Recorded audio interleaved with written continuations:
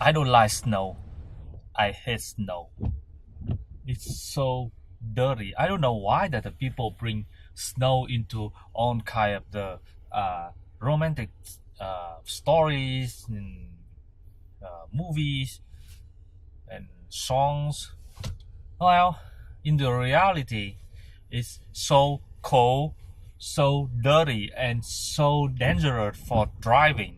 Before I moved to America, I never seen snow in my life ever. And then until the first time when I saw snow, I like, oh my God, I like it, I like it. I run out to the house and I try,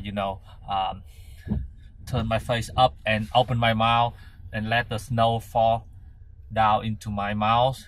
And then soon after that, when I start driving, it's I was like, oh my God, it's so dangerous. And I almost got into an accident because of that. And well, no more snow for me.